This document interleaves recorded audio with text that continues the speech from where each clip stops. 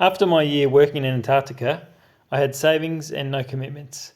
It was time to explore the world. My plans were open enough to get myself to the right place at the right time. I would meet mates along the way and stay with friends as I migrated north.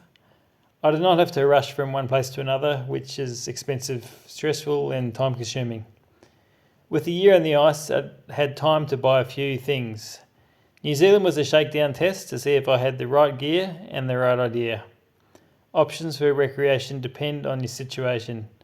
There's not much point in having a shed full of toys if they stay in the shed. One of the first things I did was try gliding. It opened my eyes to a new way of thinking about flying, but I didn't have plans to learn just yet.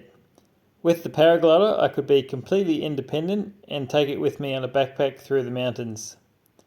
The pack raft was another great way to explore. New Zealand is one of the best places for it.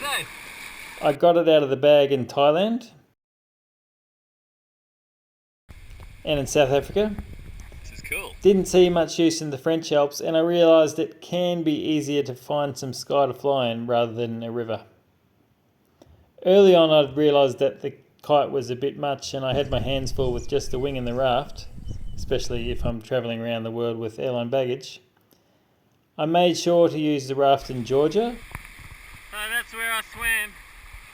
But I found it can be rather stressful navigating down gorges when you can't see around the corner.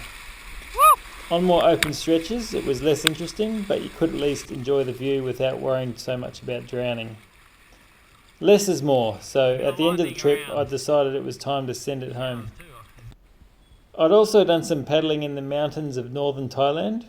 From Chiang Mai I'd decide whether to leave the wing or the raft and go from the hotel out for an adventure. Earlier that month I'd done some towing from the beach. The idea is that we try silly things in a controlled environment, so perhaps you could say it was the right time to do the wrong thing at the right place. And the idea was to use someone else's gear.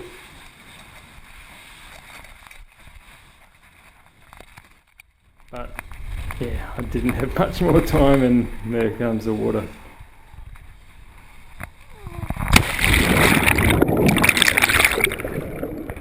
After that I went back to cross countries, but in the north I'd have to find my own way around. Deep mountain roads, I'm glad I got the bike with the better brakes. Still leave a bit to be desired. Flying seemed marginal, but the conditions were perfect, so I took off, found a thermal and got a view from 10,000 feet before landing right back where I'd started.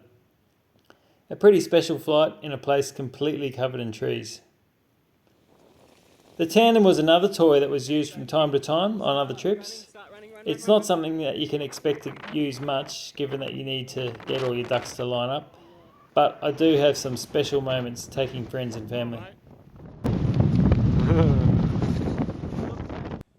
Light winds or no wind really, and we just had to get up and make a turn straight away so we could squeeze through the saddle. I've got some good memories flying with my brothers and my mum, and after this flight with mum I went off on my own again. It's funny, in the hills here, after a few days I randomly caught up with my next door neighbours. Back in those days I used to fly around with an ice axe. I often tell people when they wonder what gear to bring on a trip, basically everything you would bring plus your wing.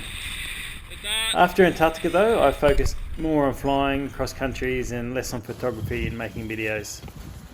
Toys are like pet dogs, spending most of their time inside waiting for their owners. In the liberal West, we are all slaves to consumerism, thinking we can buy our way to happiness. But I found the sport where I only need what I have in my backpack. Sometimes it's easier to buy the toys than to spend the time. So, how many toys do you have gathering dust in the back of a cupboard?